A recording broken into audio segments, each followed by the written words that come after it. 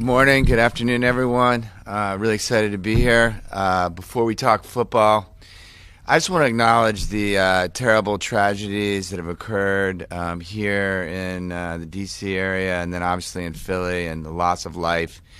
And my heart and the hearts of all of us here at the Commanders go out to the souls that were lost and their families. And then I just want to say thank you to the first responders who are helping really deal with this situation. So just take a moment. Now let's talk football. And by the way, Bobby, good to see you. Doug, thank you for being here. I'm honored. So first of all, I'd be lying if I didn't say that I wish we were in New Orleans. But that aside, I mean, obviously I couldn't be prouder of the team, the players, the fans, the coaching staff, front office. And so I just want to say thank you to Adam Peters and his staff for what you did, Coach Quinn and Dan, your staff. And then obviously it's a testament to your leadership, the culture that we built and where we ended up. NFC championship game, first time since 1991. And obviously acknowledge the players, Bobby, but also all the players, just showed up. It was a new situation, and you guys killed it. And so just mentioning the captain, Zach, Terry, Jeremy, Bobby, and obviously Jaden and what he did. And lastly, I wanted to say on behalf of our ownership group, thank you, DMV. We couldn't have done it without you. You showed up, and thank you to our community of fans. I mean, I couldn't believe when I was out. I went to every game, and I'd see Commanders fans and faithful everywhere I went, and it just grew and grew and grew. And I can't tell you how much it means to all of us here, the team, to feel supported when they go to war, when we go to war, knowing that the fans are in our corner, it means a lot to us. So with that, future is bright, and I'll open it up to questions. Josh, over here, John Keim, ESPN. So may as well get this one out of the way first. It's become a topic again, but what plans, if any, do you have with rebranding, whether it's name, jersey, and how does winning impact how you view that situation? Yeah, so just to hit the name first, we're focused on, we're back to saying, what we said all last year, which was focused on winning football games, on getting prepared for next year, on fixing up Ashburn and the stadium. We could talk about that. And then on engaging with the community of Washington. And so right now, and now in this building, the name Commanders means something. It means that it's about players who are love football, are great at football, hit hard, mentally tough, great teammates, and so it's really meaningful that name is growing in meaning. And so, but as far as rebranding and bringing our past, which obviously I grew up with, and all the Super Bowl championships and our future together, you're going to see us head back towards, honoring our past and bringing it together with our future. And how does winning impact, how does this season and the winning impact how aggressive you may want to see the organization be when it comes to free agency and other moves this offseason?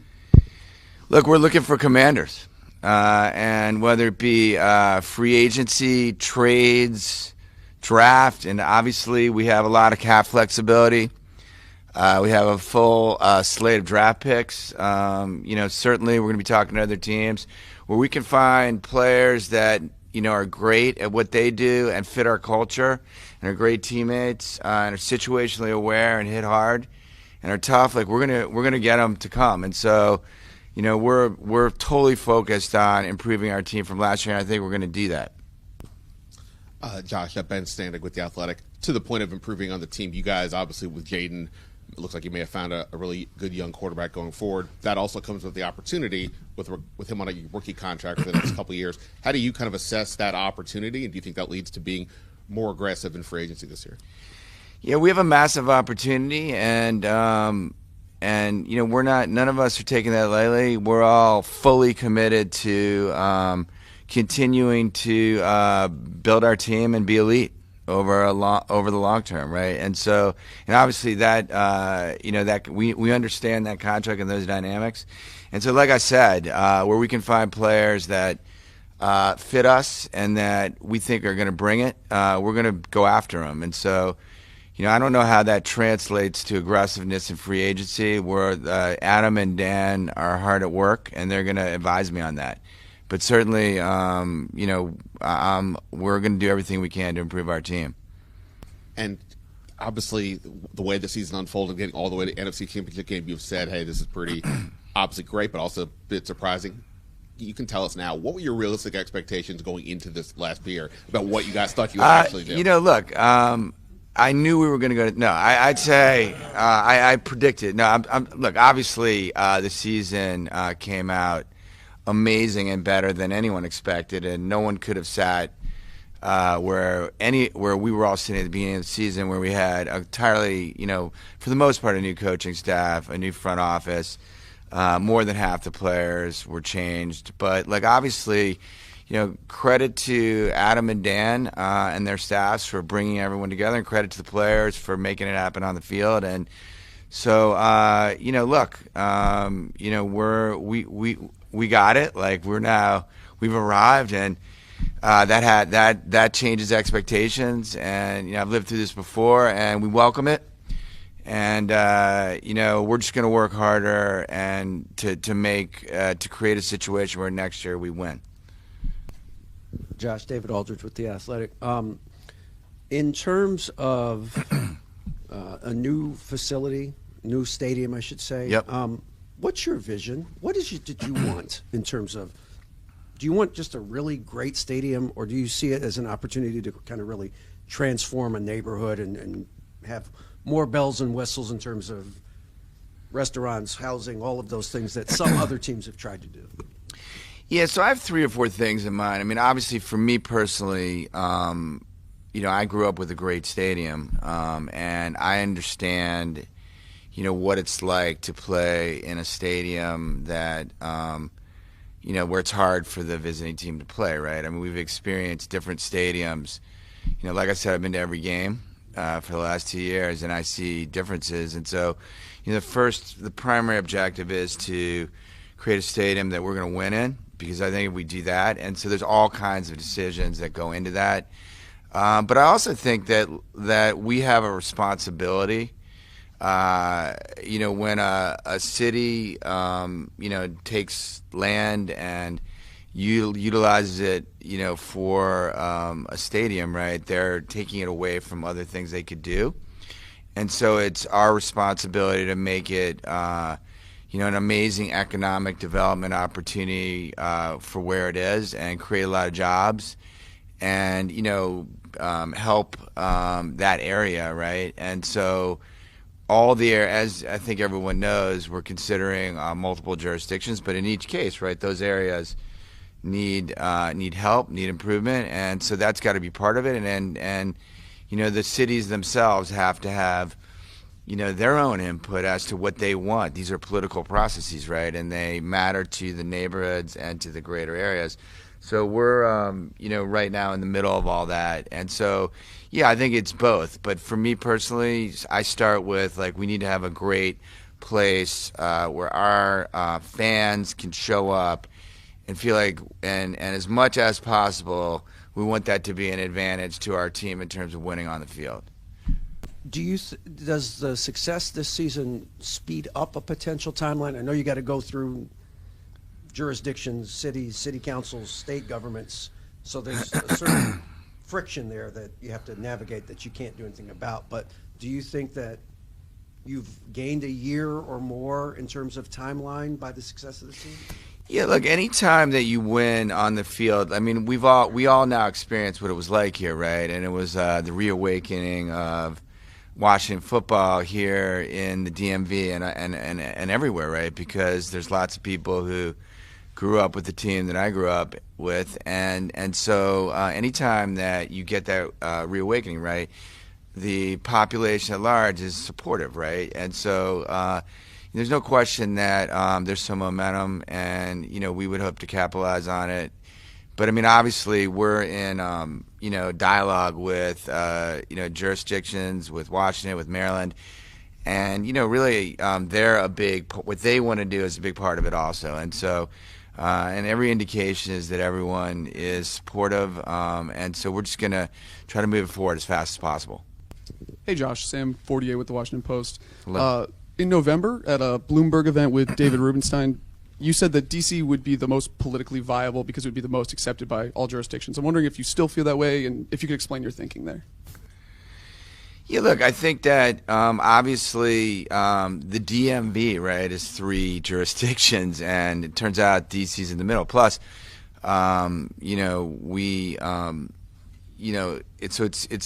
the location maybe, but plus because of the history, it's location that when we do surveys is the most acceptable. But there's a lot of things that go into this, and we play in Maryland right now. We have an amazing relationship with Maryland, and like I said, it's not just our decision. Like, the decision is about the specific regions and areas and states themselves, and DC itself. So like, we have a lot of dialogue going with everyone, and we're going to keep pushing forward. That I continue to kind of just be transparent about what the surveys say and how the area feels at large. But that doesn't mean that there's not a lot of support in Maryland, a lot of support in Virginia. There is. But obviously DC is, kind of aligned with the history and happens to be the easiest place to get to for the most number of fans. And I was going to ask you, how does that thinking, how does the studies kind of inform your multi-jurisdiction discussions that you're going to have over the next weeks and months? Yeah, look, these are very complicated things to decide, right? So you have zoning, you have real estate, you have what you can build, what you're allowed to build, and site planning, and so certainly it's an important part of the mix, but it's not the only factor. Josh Berry-Sverluga from the Washington Post. This is a public-private partnership you're talking about with the stadium. Do you expect to pay for the actual building yourself and get government to help with land and infrastructure, or do you expect to get public money for the building too? Yeah, look, obviously we're having a lot of discussions right now, and it would be, I don't think it would be appropriate for me to get in front of, the governments that we're talking to, the Maryland government, DC government, PG County. I mean, I think it just wouldn't be appropriate, but I appreciate the question. And just kind of a minutia thing, Dan Quinn at the end of the season talked a little bit about your kind of week-to-week input with Adam and him going through the process. He mentioned Friday calls. Wherever you were around the world, you were always available. And what do you get out of that? What was the process like, and what sort of what's the advantage for you to having such? Yeah, I'm just learning, to be honest with you, from people who've been kind of good at this for a long time, and obviously very happy with what we've got here, and but ultimately, right, to a large extent, I have professionals running the team, running the front office, and so I'm somewhat deferring to them. But obviously, ultimately, right, I have to make sure that I understand, what's going on enough that if there was something that I disagree with, I would, involve myself. But right now, very happy with the leadership I have in place. Josh, Steve Weiner from the Associated Press. Following up on John's question earlier, is it safe to say the commander's name is around just to stay? Is that safe to say from your standpoint? Yes. And we're actually, I think it's now being embraced by our team, by our culture, by our coaching staff. And so, we're going with that. And I'm curious, how did your experience kind of dealing with the city of Philadelphia and Comcast and all that with the arena kind of affect your stadium thoughts here? And obviously you're dealing with 3 jurisdictions here, maybe 2 there. How did that sort of affect or maybe help you prepare for this? Look, anytime you go, like our North Star, it really is the same approach, which is ultimately like, what's the best, like I said, there's a lot of factors, but what's the best thing to do for the underlying population, kind of. And in the case of Philly, we ended up in an amazing situation where We're developing an arena, in the sports complex in Philly for the Sixers. We're developing the Center City in Philly. We have Comcast as a partner. We're getting hockey and basketball. So I think that we ended up with an amazing situation, and for Philly, right? And obviously it's a little more complicated here because it's multi-jurisdictional, but we're keeping our eye on the same thing and trying to balance everything and do what we think is the best thing for the city, for the overall region, and the fans, and the team, and that's how we're going to think about it. But it was a good education. Hey, Josh. Eric Flack from WUSA 9. Emails from the city show that you personally called Chuck Schumer trying to get the RFK bill passed, and that you personally called with Jason Wright, Wes Moore, to try and get Maryland to back off. How do you look at somebody from Maryland and say you're seriously still considering Maryland when you seem to be so laser focused, including that picture in the Oval Office, on a DC option? Look, I would say that Maryland's been amazing. Governor Moore and his team have been amazing, and actually, what we were trying to do is get DC to the table. So, I want to make sure that we're clearing up this misconception. DC was not at the table because they didn't own the land. They didn't have control of the land. So what we wanted to do, and what we accomplished doing, was to allow for the federal government to transfer control of the land to D.C., right? Now, D.C. has to decide what it wants to do. It's got a lot of flexibility to do whatever it wants with the land. And Governor Moore was incredible in terms of saying, we went to Governor Moore and we said, look, we just want D.C. at the table. And he said, look, I'm on board for that, but I want to make sure that if that's a direction that D.C. wants to go and you want to go, that you take care of Maryland also. And, of course, we were going to do that anyway. And so I think that nothing has been decided, and we're going down both paths at once. And that was the whole conversation. So all that happened so far, and, I was working pretty hard to get D.C. to the table because I thought it was the right thing to do. And now we got the hard work of figuring out the multitude of specifics that you need to figure out when you're doing something like this. And D.C. really has to decide what it wants to do. After the RFK land became official in D.C. hands, you made, in your ownership group up with the Sixers, made a pretty surprising about-face and reached a 50-50 partnership with Comcast on an alternative arena agreement there, as opposed to you financing a downtown arena. Yep. Are those two things separate, or can you see them as intertwined? And if you're saving money in Philly, does that mean there's more money for a Commander Stadium here? Yeah, so, listen, first of all, they're not intertwined at all. They're totally separate situations, and obviously, we have the ability to finance both the arena and the stadium. They're totally separate situations, and so. And listen, ultimately, deals, about face. Deals kind of come. Ultimately, if you keep your eye on what's the best thing for the city, negotiations don't happen in a smooth way, and then you got to be able to pivot and willing to pivot, and when you think it's the right thing to do. And so we ended up in a great place in Philly, and I'm hoping we end up in a great place, and I'm very, very confident we'll end up in a great place here. Mr. Harris, Mark Seagraves, NBC Washington. And I understand why you don't want to get ahead of the conversation on the proposals coming from Maryland and D.C., but from your point of view, D.C. has several different stadiums with several different models, business models. Do you see a stadium in D.C., a business model that you prefer? Do you prefer to own the stadium yourself? Would you want to play in a stadium that is owned by the jurisdiction?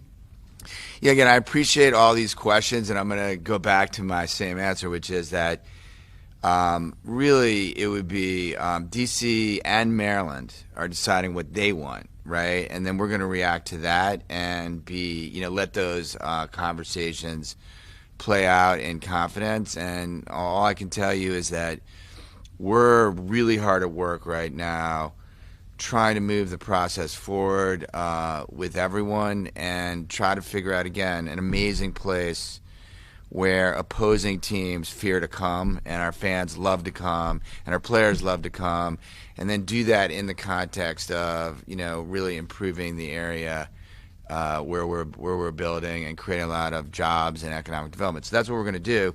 But I can't really get into the specifics. It's you know, the cities have to, you know, dictate, you know, when and how we talk about some of those details. And then obviously I'm happy to be available and react to them, but like that's really the appropriate way for me to move forward on all this. Do you have a timeline on when you would like to have proposals in hand and make a decision and break ground? Can you update us on that timeline for you? Yeah, I think we've talked about being done in 2030 as being a base case. We're going to sort of stick with that and not get into, you know, kind of like, you know, the specifics of the timeline, because again, we're reacting to a political process. And, you know, look, you should listen to the jurisdictions themselves. They've given some hint as to what they think, and you know, I'm listening to them like you are and reacting, and we'll keep up. And so I'm going to let them, you know, drive the conversation on timing and process and financial details, because that's the way I think it should be. My last key. Can you just what do you say to taxpayers about justifying why taxpayers should in any way fund, regardless of the jurisdiction, building a stadium for a professional team?